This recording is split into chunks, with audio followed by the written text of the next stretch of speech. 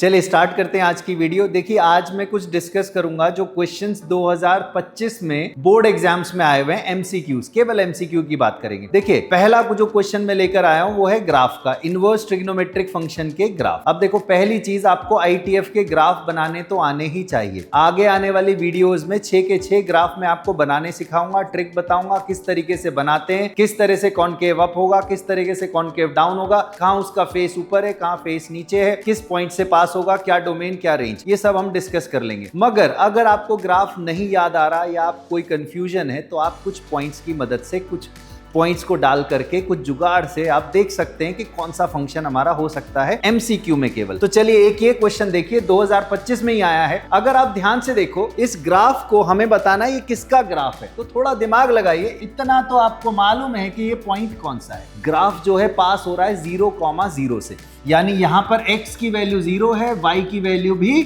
0 है। और थोड़ा दिमाग लगाइए, सेक इनवर्स x का अगर आप डोमेन समझते हैं, सेक इनवर्स x का डोमेन होता है -1 से पीछे पीछे, +1 से आगे आगे, है ना। -∞ टू -1 यूनियन 1 टू इंफिनिटी, यानी इसके बीच में 0 लाई करता है। तो 0 सेक इनवर्स में पुट नहीं किया जा सकता, यानी x कांट बी 0 हियर। तो भैया ये तो हो ही नहीं सकता। जब x 0 ही नहीं हो सकता तो ये पॉइंट पे, ये इस पॉइंट से कैसे पास होगा ग्राफ। दूसरा कॉसेक इनवर्स का भी डोमेन सेम है, -∞ टू -1, 1 टू इंफिनिटी। तो ये दोनों तो पहले हट, x की वैल्यू 0 इसमें डाल ही नहीं सकते। जब x की वैल्यू 0 नहीं डाल सकते तो y कैसे मिलेगा, और ये पॉइंट जनरेट कैसे होगा ग्राफ पे। तो दो तो ये खत्म हुए। यहां पर अगर मैं x को 0 रखूंगा, कॉट इनवर्स 0, वो एंगल जहां पे कॉट 0 वैल्यू देता है वो एंगल है π/2, जबकि यहां पर y की वैल्यू 0 है। x 0 रखने पे, इसमें जब मैंने x को 0 रखा मुझे y मिला π/2, जबकि ग्राफ पास हो रहा है x 0 y 0 से। तो ये भी ऑप्शन नहीं है, तो इकलौता ऑप्शन बचा tan इनवर्स x, यही सही है।